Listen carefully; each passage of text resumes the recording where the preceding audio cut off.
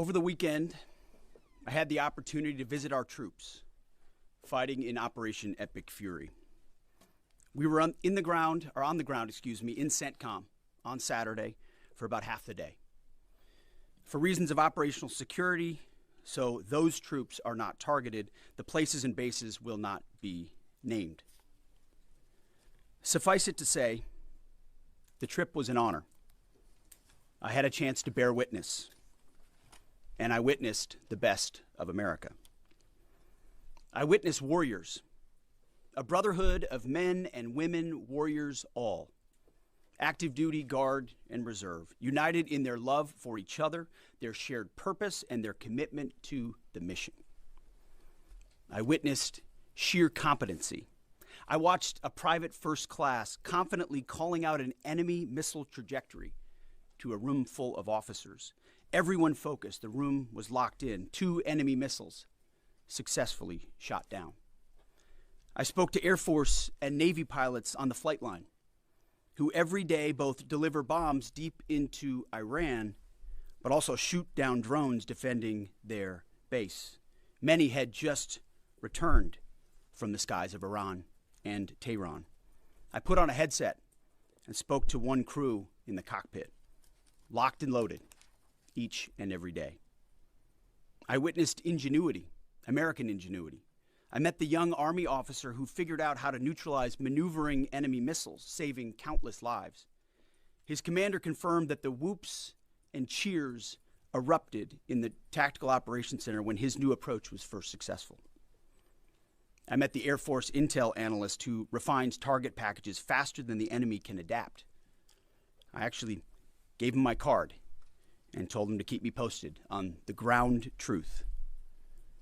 I did the same with his boss, a colonel with a heart the size of Texas and a beautiful deployment mustache to match. I witnessed lethality. I met a junior airman as the sun was going down and a chill was setting on the tarmac, who, when asked what they needed, she simply looked up at me with a sly smile on her face and said, "More bombs, sir, and bigger bombs. We will happily oblige her." I met the Army targeting team who found and sunk the pride and joy of the Iranian Navy, their fighting position plastered with images of sunken enemy ships. And I witnessed urgency. Right when we landed, another C-17 landed just minutes after us. And within 30 seconds of the aircraft coming to a full stop, a team on the ground pulled up and the cargo was being uploaded. Wartime speed. To a man and to a woman, on the ground, in the air, on the flight line, and in the TOC, I heard, "We want everything faster, higher op tempo, wartime speed." The feeling was the exact opposite of the rotational units year after year in the wars in Iraq and Afghanistan that we're so familiar with. In those wars, it was always about the next rotation, never knowing when the mission would end or exactly what the mission was, year after year. Not with Epic Fury. I witnessed urgency to finish the job, urgency to achieve mission success, not looking at the next rotation, only moving as fast as possible to win. I got a chance to troop the line, to witness firsthand what we already know is true. I spoke to all ranks and all services, none of whom knew we were coming. It was not rehearsed or scripted. Sometimes we just wandered. What I witnessed was motivation. It was sheer mission focus. It was the American warrior unleashed. It was the kind of warfighting American spirit that comes with a clear mission against a determined enemy. A crew chief we flew with summed it up nicely. He said, "It's been a busy few weeks, sir. Tough stuff. But I'm so honored to be called up. This fight is long overdue. We need to address it for our kids. We cannot pass the buck. Please thank the president from us." I heard that time and time again. I asked each young American, "What do you need?" And nobody said better equipment. Nobody said more comfortable living conditions. Nobody said, "Send me home." Well, of course, eventually we want all those things. They do too. But what those Americans said to me, young and old, officer and NCO, male and female, black and white, was, let's finish the mission. Get us even more bombs, bigger bombs, more targets. Let us finish this. In fact, Admiral Cooper noted this morning that the 3 Air Force captains shot down by Kuwaiti-friendly fire early in the fight weeks ago. They never left the theater. All dropped bombs over Tehran last night. These men and women live the Iranian threat every day, incoming missiles and drones, and know what a world looks like, what the world would look like if Iran had the most dangerous weapons in the world, a nuclear weapon. As President Trump has said time and time again for years, and in this administration, Iran cannot have a nuclear bomb, and they won't. These troops, they want to finish this fight for their kids and their grandkids. This is about history. This is about legacy. Success matters. And because of this president and these Americans, we're closer than ever before to winning. President Trump is doing what no other president had the guts to do. Previous presidents were all talk. He's all action. On the battlefield, because of the latitude the president has given us, American firepower is only increasing. Iran's decreasing. We have more and more options, and they have less. Just 1 month in, only 1 month, we set the terms. The upcoming days will be decisive. Iran knows that, and there's almost nothing they can militarily do about it. Yes, they will still shoot some missiles, but we will shoot them down. Of note, the last 24 hours saw the lowest number of enemy missiles and drones fired by Iran. They will go underground, but we will find them. We recently destroyed another one of their command bunkers. Leaders forced to flee. No water, no power, no oxygen, no command and control. Their faith in their caves diminishing. The latest intel is clear out of CENTCOM. Our strikes are damaging the morale of the Iranian military, leading to widespread desertions, key personnel shortages, and causing frustrations amongst senior leaders. Just last night, we had 200 dynamic strikes alone. Dynamic strike is a strike where a pilot leaves, and during their flight, they get a new target set based on real-time intel given to them. A new launcher, a new location, a new troop formation. A dynamic target is one that changes while you're in the air because of improved intelligence. 200 dynamic strikes alone, in addition to the pre-planned targets.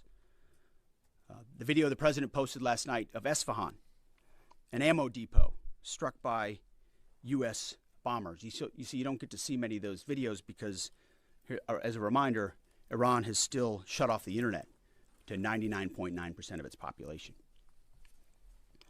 But if Iran is wise, they will cut a deal. President Trump doesn't bluff, and he does not back down. You can ask Khomeini about that. The new Iranian regime should know that by now. This new regime, because regime change has occurred, should be wiser than the last. President Trump will make a deal. He is willing. And the terms of the deal are known to them. If Iran is not willing, then the United States War Department will continue with even more intensity.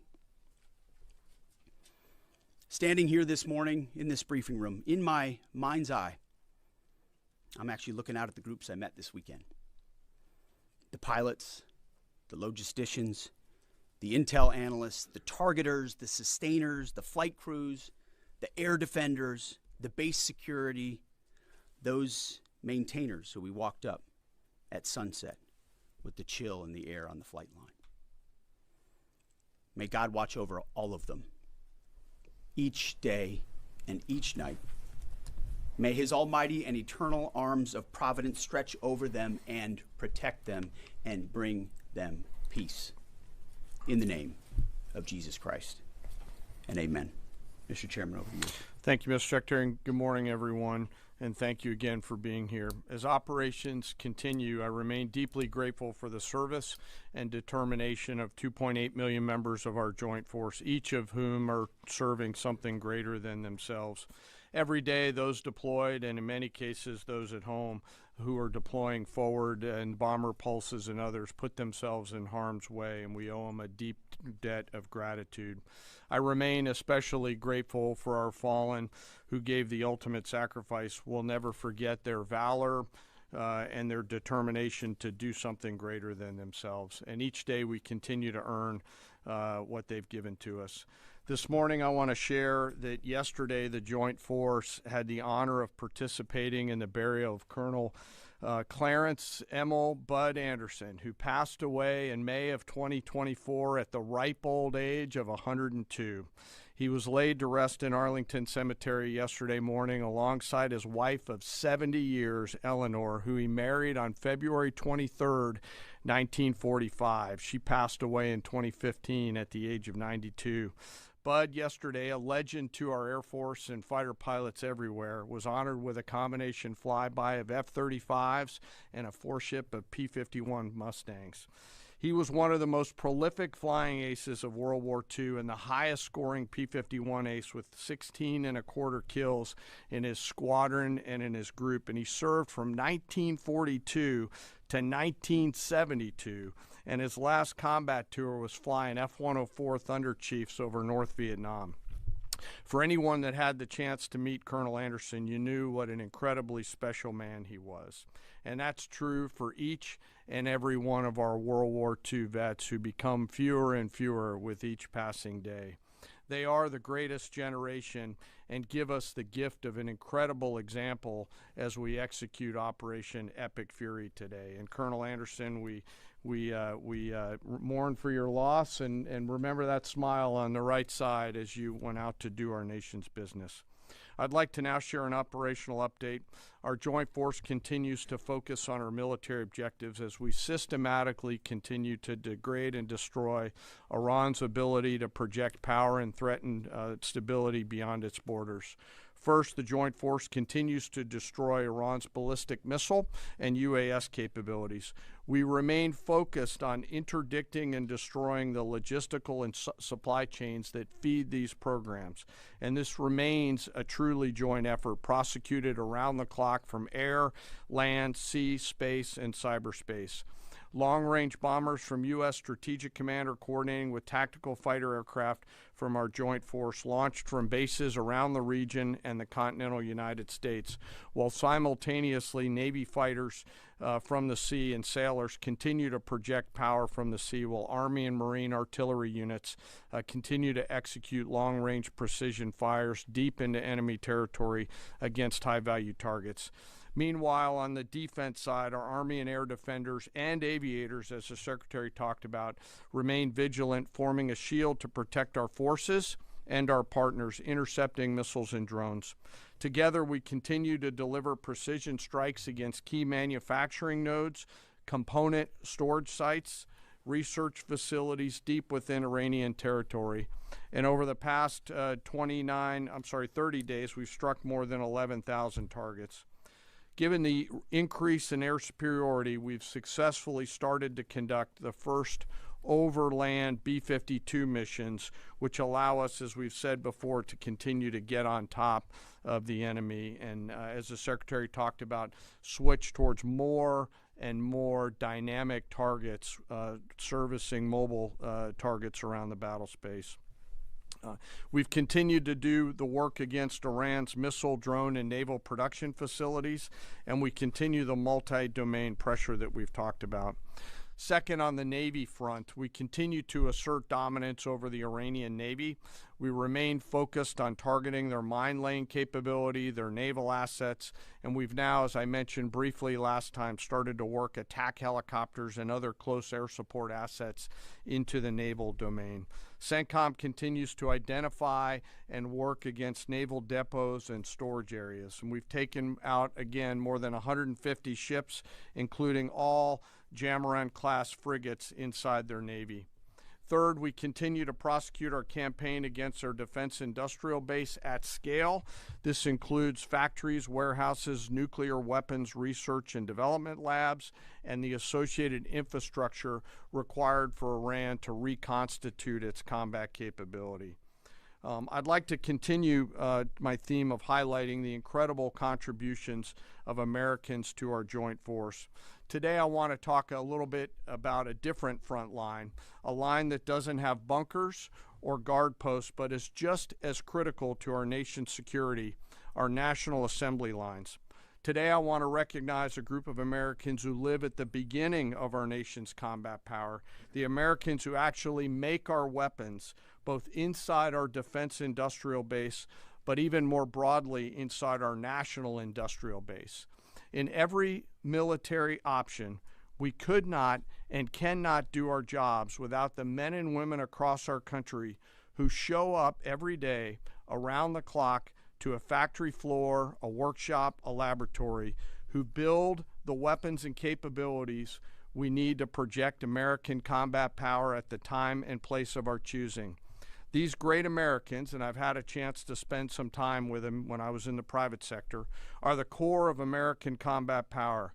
They're the machinists running high-tech CNC machines, cutting raw blocks of metal into incredibly precise parts.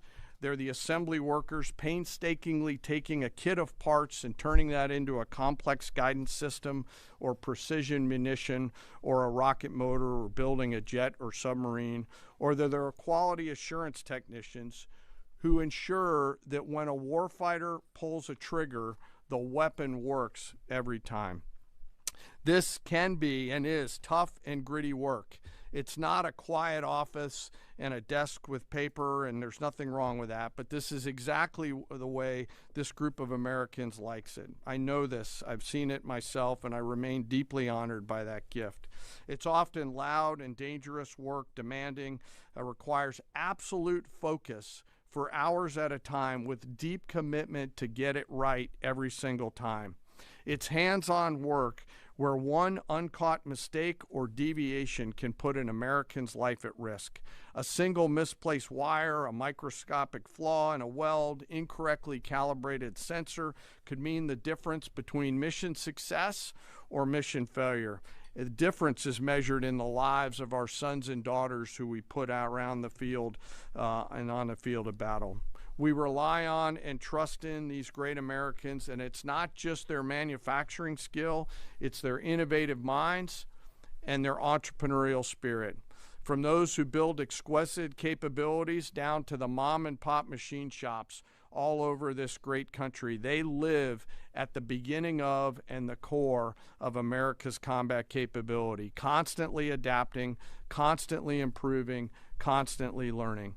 And there are examples of this throughout history and current days, to include building things like the F-117 stealth fighter, the B-2 stealth bomber, making our combat capability undetectable over the enemy, to today's B-21 and F-47. It's work like in the shipyards of the East Coast and Northeast side of the United States that go out and build America's nuclear submarines that allow us to patrol around the world at the time and place of our choosing. These innovators, these workers, these incredible Americans don't get the same glory as a fighter pilot returning to a carrier deck at night or an artilleryman sending rounds downrange, and yet they show up every single day, and without them, we could not do the work that we are tasked to do.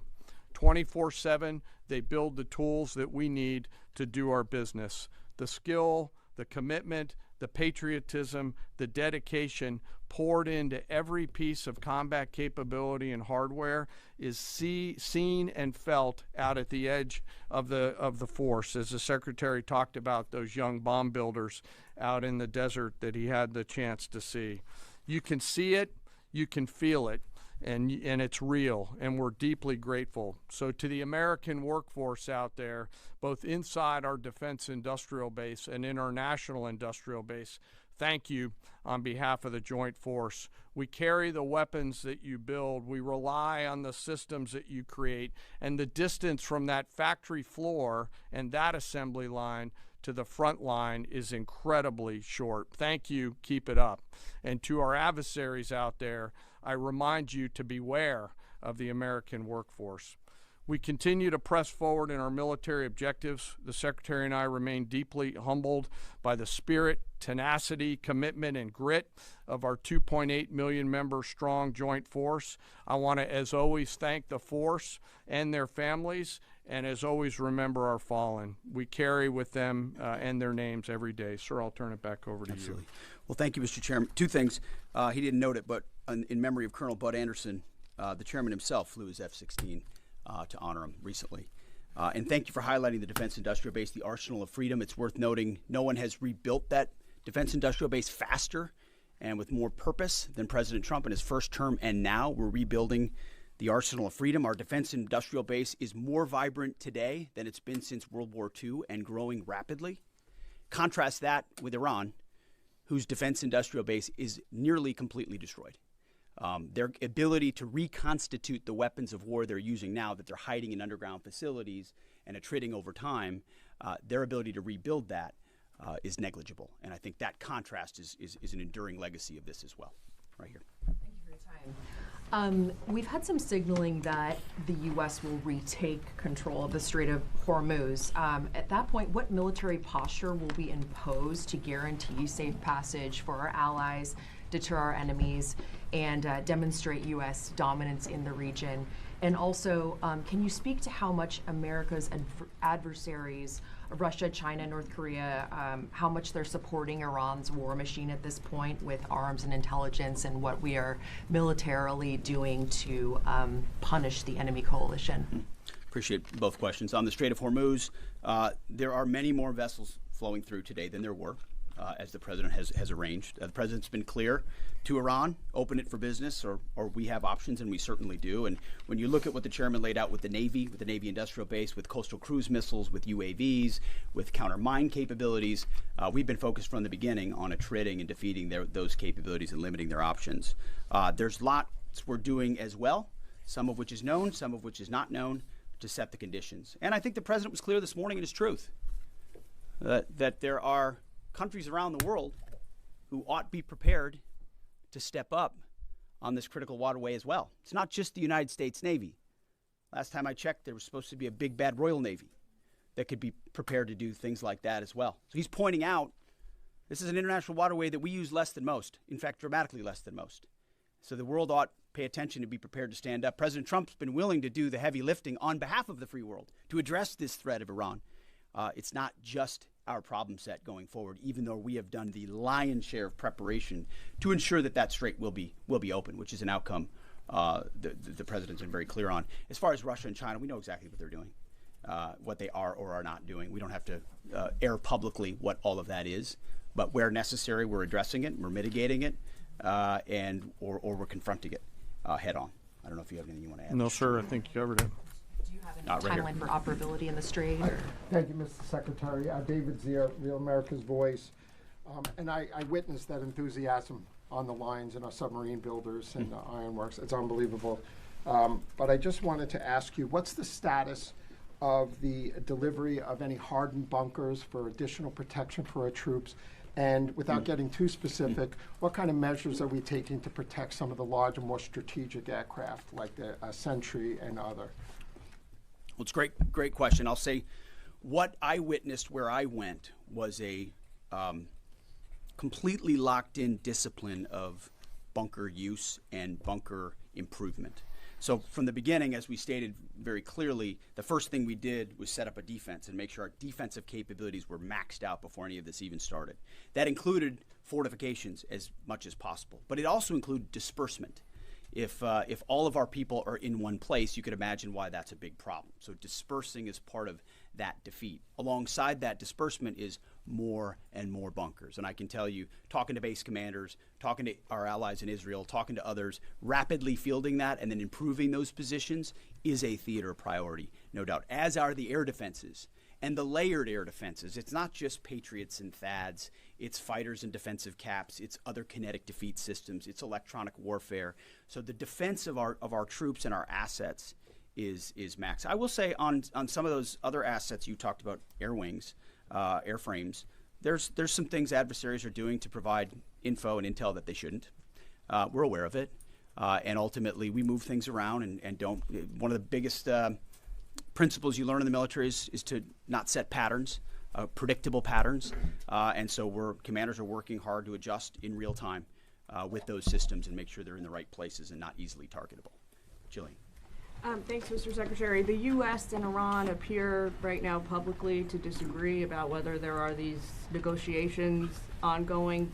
What impact does that have on military strategy? Does it have any bearing at all? And General, the President wrote yesterday that the U.S. might destroy Iran's electricity generating plants and oil wells. Those are his words before ending this operation. Is there a way to do either of those things without like seriously jeopardizing or seriously harming civilians? So on the talks, I can tell you, having been with Steve and Jared and the Vice President and Marco and many others yesterday, they are very real. They are ongoing. They're active. And I think gaining strength. And we appreciate that. As I said in my remarks, we would much prefer to get a deal. If Iran was willing to relinquish material they have and ambitions they have, open this, great. That's the goal. We don't want to have to do more militarily than we have to. But I didn't mean it flippantly when I said, in the meantime, we'll negotiate with bombs. Our job is to ensure that we compel Iran to realize that this new regime, this regime in charge, is in a better place if they make that deal.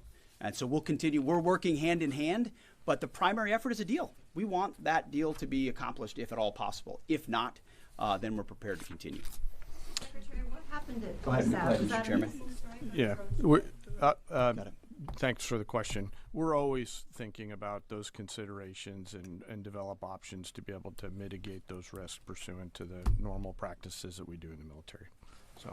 Thank you, Mr. Secretary. I know you slightly addressed this already, but just on the Strait of Hormuz, is opening the strait an essential objective to Operation Epic Fury, or is that the job of those other countries?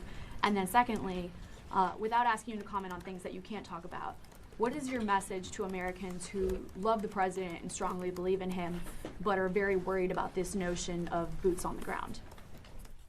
Well, first on the Strait of Hormuz, our core objectives from this podium, from day one, from me, from the chairman, from the president, from the vice president, from Secretary Rubio and others have been clear. Defense missile production and missile programs, so their entire missile program, defense industrial base and production ability to build, and Navy and power projection. So those have, and then of course, wrapping it all is Iran's never going to have a nuclear weapon. So those have been very clear. Defeating the Navy is a core part of ensuring they can't project that kind of power. But ultimately, I think the president's truth this morning lays that out very well, that this Strait of Hormuz issue, which we've set the conditions for success, and we will make sure Iran knows that very clearly, is not just a United States of America problem set. We've been willing to lead. President Trump's led the entire time, but it's not just us. So ultimately, I think other countries should pay attention when the president speaks. He's proven that when he speaks, he means something. And he's pointing out, you might want to start learning how to fight for yourself. It's something some of us have been saying for quite some time. You can't just have flags, you have to have formations. You can't just have a few ships, you have enough to affect change. Those things matter in a dangerous world with ascendant adversaries. That's why the chairman's talking about our industrial base. That's why we're launching the Arsenal of Freedom tour to revive our defense industrial base. President Trump doing it in a way that nobody else has. As far as President Trump and boots on the ground, I don't understand why the base, which they have already, they understand, wouldn't have faith in his ability to execute on this. Look at his track record of pursuing peace through strength, America first outcomes. And what he's simply saying, and it's exactly true, and I've said from this podium too, we're not going to foreclose any option. You can't fight and win a war if you tell your adversary what you are willing to do or what you are not willing to do, to include boots on the ground. Our adversary right now thinks there are 15 different ways we could come at them with boots on the ground. And guess what? There are. So if we needed to, we could execute those options on behalf of the President of the United States and this department. Or maybe we don't have to use them at all. Maybe negotiations work, or maybe there's a different approach. But the point is to be unpredictable in that. Certainly not let anybody know what you're willing to do or not do. But if anybody has internalized the lessons of Iraq and Afghanistan, as the first one, President Trump, to call them out for what they are, he's not going to repeat those lessons. And I think I've been very clear about that from the podium. Yes. Thank you, Secretary HEGSETH. A question for you and then a question for General Kane. You said we're a month into the Operation Epic Fury. How long until the objectives are achieved? And is there a scenario where a deal is struck before the objectives have been achieved? And then for General Kane, there's been lots of media coverage that suggested a ground invasion is imminent. What other purposes might the soldiers and the Marines who have been deployed over to the Middle East serve in this conflict? Well, just like the previous question, it's sort of military 101. Don't tell your enemy what you're willing to do or not do, and don't tell your enemy when you're willing to stop, especially an enemy that likes to hide in bunkers and try to hoard their missiles and hope you'll wait you out. So that's not a question I'm going to answer, or the president has said definitively. We have our own goals and guidance and things military objectives that we're moving toward and things that we look at. And as he's articulated, he's said 4 to 6 weeks, 6 to 8 weeks, it could be any particular number, but we would never reveal precisely what it is because our goal is to finish those objectives. And we're well on our way, and the chairman and I look at this every single day. It will be the president's determination and the president's determination alone when those objectives are complete and when it serves the interest of the American people to cut that deal, to make sure that Iran doesn't have a nuclear capability and ultimately that our objectives, our interests are advanced. I don't know if you want to add anything. No, just to answer your question, Reagan, the range of military options that those forces can offer are extensive, not just limited to what you mentioned in terms of forces on the ground. And I wouldn't want to take away the president's decision space, but there are a multitude of things, not the least of which is Iran should note that they're out there and that they are a pressure point, and so they should carefully consider, I think, at the diplomatic level, not my job as a chairman, but at the diplomatic level to consider what's in front of them. Jerry. Okay, Mr. Secretary, the U.S. government and IC assessed for many years that Iran is protecting al-Qaeda senior leaders, including the current Emir Saif al-Idil. Does the U.S. assess that he's still in Iran? Has he fled to Afghanistan? Is he on a target list? And Mr. Chairman, based on CENTCOM figures and open source, Iranian daily missile barrages and drone launches have indeed dropped dramatically since the start of the war, but they're not at zero. And they seem to have maintained some level of low but stable numbers. Perhaps they've dropped a little bit more in recent days. How do we get that closer to zero? And what impact is Iran's degraded but still very real capability impacting current and future operations? So I won't speak to a particular target. I'll just say that al-Qaeda remains our enemy, obviously. And there are a lot of people on our target list in Iran. And if they were to be harboring al-Qaeda, they would certainly fit that list. Just quickly, the mobile targets that they have that we continue to service, as the Secretary talked about, the 200 hits that were done last night, that's one component of continuing to lower that. The second and more long-term impact that we're having is the strikes against their defense industrial base at scale, which will not allow them to reload after that. So we do continue to see it trend down. They are still shooting, and we do continue to exert significant pressure against both sides of that system. Mr. Secretary, thank you for the question. Do you still believe, you said previously that the Iranian leadership would surrender. Do you still believe that? And is the United States still committed to NATO's collective defense? And to Chairman Kane, could you give us a sense of your thinking about the legality of striking desalinization plants if the president were to order that? I will just say that any mission that ends on our terms, you want to call it a surrender, call it a defeat, call it what you want, we remain committed to a conflict that ends on our terms and the president's terms. There's no doubt about that. And as far as NATO is concerned, that's a decision that will be left to the president. But I'll just say a lot has been laid bare. A lot has been shown to the world about what our allies would be willing to do for the United States of America when we undertake an effort of this scope on behalf of the free world. These are missiles that don't even range the United States of America. They range allies and others. And yet when we ask for additional assistance or simple access basing and overflight, we get questions or roadblocks or hesitations. And the president's pointing out, you don't have much of an alliance if you have countries that are not willing to stand with you when you need them. He's simply pointing that out, and ultimately it'll be his decision of what that looks like after this is complete. I'll just won't talk about any particular target. This really builds on Jillian's question too, that I don't think I completely answered. But the joint force is the most professional force in the world, and we have numerous processes and systems to carefully consider the whole range of considerations, from civilian risk to legal considerations with any target. And as targets come before us, we run them through the same process that we always do, and always strike lawful targets in accordance with the normal procedures that we use. No quarter, no mercy for enemy combatants, as HEGSETH has said. For me? Thank you, Okay, Mr. Secretary. thank you, sir. Thank you, Mr. Secretary. Thank you. I appreciate it. On Sunday, President Trump said that Iran's first regime was all destroyed and the second one is mostly dead. And the third regime that we're on right now has been much more reasonable in negotiations. Do you agree with that assessment, and why? I would defer to the negotiating team there. They're the ones talking to him, but they're getting a back and forth on terms, which is a productive development. We stand right there next to our negotiating team, always willing and prepared to put them in an even better position. Thank you very much. Appreciate it. Thank you. Thank you.